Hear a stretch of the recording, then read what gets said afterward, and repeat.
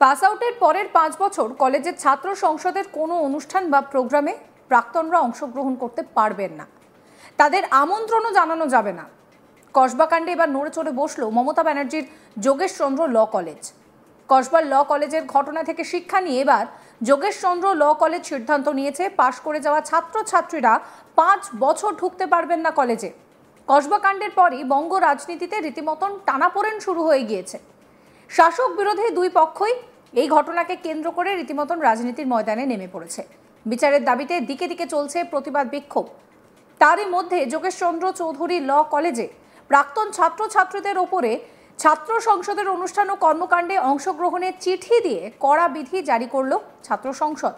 ছাত্র সংসদের তরফে জানানো হয়েছে, পাস আউটের পরের 5 বছর কলেজের ছাত্র সংসদের কোনো অনুষ্ঠান বা প্রোগ্রামে প্রাক্তনরা অংশ নিতে পারবেন না, তাদের আমন্ত্রণও জানানো যাবে না। যদি না কেউ সংশ্লিষ্ট ওই ছাত্রকে আমন্ত্রণ করে ডেকে আনে কলেজে, বাকি কলেজের কথা আমরা বলতে পারবো না, তবে কলেজের একটা ঐতিহ্য রয়েছে, আমরা সেটা মেনে চলি। সরস্বতী পুজো বা বিশেষ কিছু খেলা, যেরকম প্রাক্তনী বনাম বর্তমান ক্রিকেট বা ফুটবল ম্যাচের মতন আলাদা কিছু অনুষ্ঠানে এই কুলিং পিরিয়ড প্রযোজ্য হবে না। কলেজের বর্তমান ছাত্র স্বার্থে এবং ছাত্র রাজনীতিতে প্রাক্তনদের অতিরিক্ত হস্তক্ষেপ রুখতেই এই পদক্ষেপ। ডক্টর বিধানচন্দ্র রায়ের জন্ম এবং মৃত্যুবার্ষিকীতে তাকে শ্রদ্ধা জানিয়ে এই বিজ্ঞপ্তিতে নীতিকে কার্যকর করা হয়েছে। অতীতে রাজ্যের কলেজগুলিতে বহিরাগতদের দাপাদাপি নিয়ে কম বিতর্ক হয়নি। যোগেশচন্দ্র ল কলেজে সরস্বতী পুজো কোথায় হবে সেই নিয়েও বিতর্ক হয়েছে। সেক্ষেত্রেও বহিরাগত তত্ত্ব সামনে আসে, যদিও সেই সময় বহিরাগতদের দাপট নিয়ে এইরকম কোনো নির্দেশিকা জারি করা হয়নি।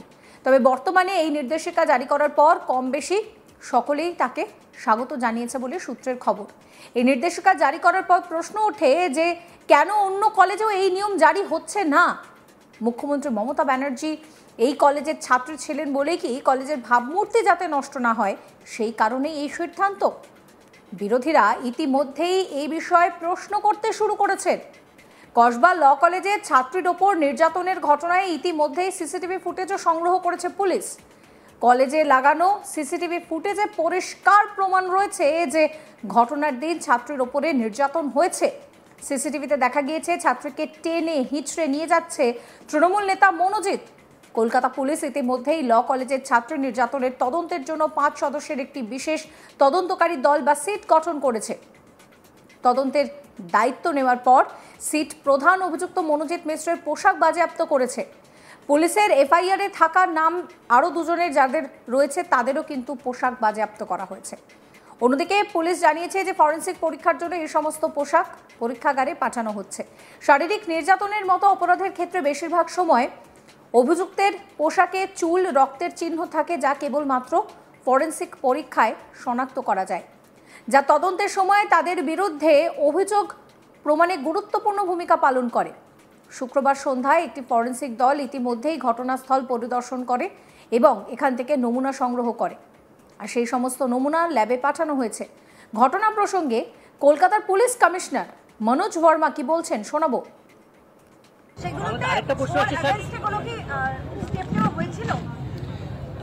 তো কেসের ইনভেস্টিগেশন ডিটেলস আমি বলতে চাইছি না এই মুহূর্তে। খুব ইম্পর্ট্যান্ট, মানে আমাদের কাছে প্রচুর ডেটা এসছে, ওটা অ্যানালিসিস হচ্ছে। কোনোভাবে যাতে তদন্তের কোনো রকম কোনো এফেক্ট না পড়ে সেই জন্য এখানে বলা উচিত হবে না। তো ইনভেস্টিগেশনের ব্যাপারে আমি কিছু বলবো না এই মুহূর্তে। But yes, all necessary actions, जा एक्शन करार दरकार आज जो एक्शन पुलिस को लेना चाहिए वो अभी तक लिए गए हैं। एंड मैं ये एश्योरेंस देना चाहता हूँ कि और फर्दर जो इन्वेस्टिगेशन जो चल रही है उसमें जो भी इन्वेस्टिगेशन के हिसाब से जो करना चाहिए वो किया जाए। এফআইআরে নাম থাকা 3 অভিযুক্তের মোবাইল ফোন সেগুলো কিন্তু পরীক্ষার জন্য ফরেন্সিক ল্যাবে পাঠানো হয়েছে। নির্যাতিতার অভিযোগ, অভিযুক্তরা শারীরিক নির্যাতনের সময় তার ছবি তুলে রেখেছিল এবং ভিডিওগ্রাফি করেছিল। পুলিশ জানিয়েছে বাজেয়াপ্ত করা মোবাইল ফোনগুলি পরীক্ষা করে দেখা হচ্ছে যে তাতে কোনো ভিডিও পাওয়া যায় কিনা।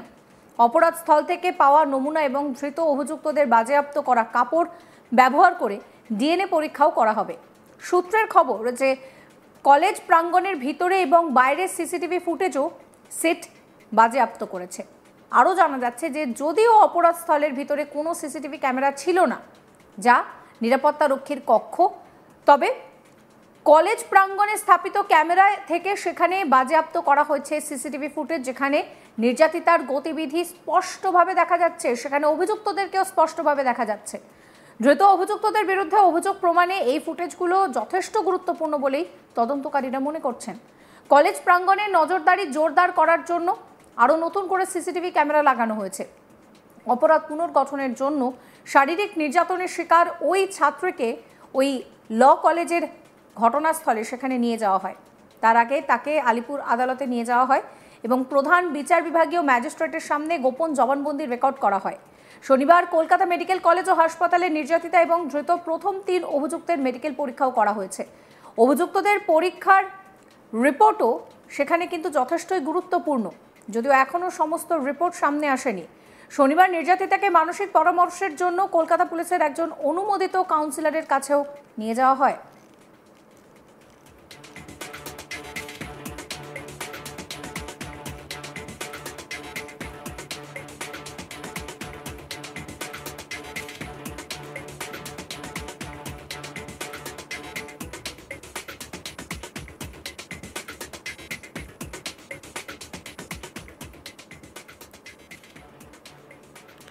একদিকে এই ল কলেজকে কেন্দ্র করে যখন এই ধরনের বিভিন্ন সব অভিযোগ সামনে আসছে, তখনই কিন্তু যোগেশচন্দ্র ল কলেজ বড়সড় সিদ্ধান্ত নিয়েছে। পাস আউটের পরের 5 বছর কলেজের ছাত্র সংসদের কোনো অনুষ্ঠানে বা প্রোগ্রামে প্রাক্তনরা অংশ নিতে পারবেন না, তাদের আমন্ত্রণও জানানো যাবে না। কসবা কাণ্ডে এবার নড়েচড়ে বসল মমতা ব্যানার্জির যোগেশচন্দ্র ল কলেজ। কসবার ল কলেজের ঘটনা থেকে শিক্ষা নিয়ে এবার যোগেশচন্দ্র ল কলেজ সিদ্ধান্ত নিয়েছে যে পাস আউট হয়ে যাওয়া ছাত্রছাত্রীরা 5 বছর ঢুকতে পারবেন না কলেজে।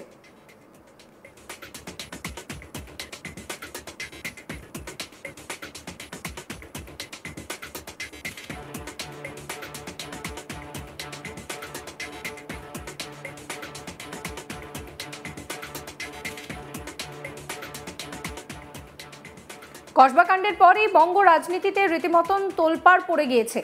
শাসক বিরোধী দুই পক্ষেই চলছে তরজা। বিচারের দাবিতে দিকে দিকে চলছে প্রতিবাদ বিক্ষোভ। আর তারই মধ্যে মমতা ব্যানার্জির যোগেশচন্দ্র ল কলেজে ছাত্রছাত্রীদের ওপরে ছাত্র সংসদের অনুষ্ঠান বা কর্মকাণ্ডে অংশগ্রহণ নিয়ে কড়া বিধি জারি করল ছাত্র সংসদ।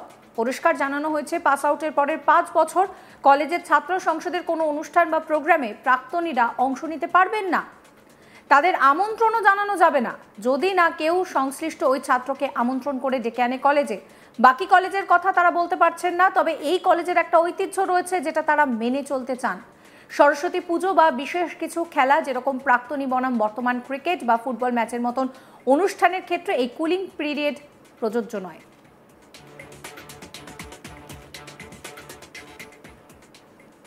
সমস্ত খবরের আপডেটের জন্য আপনাদের নজর থাকুক আজ তাক বাংলায়। চ্যানেলটিকে সাবস্ক্রাইব করবেন, নোটিফিকেশন পেতে বেল আইকনে ক্লিক করবেন, ফলো করতে ভুলবেন না আজ তাক বাংলার হোয়াটসঅ্যাপ চ্যানেলও।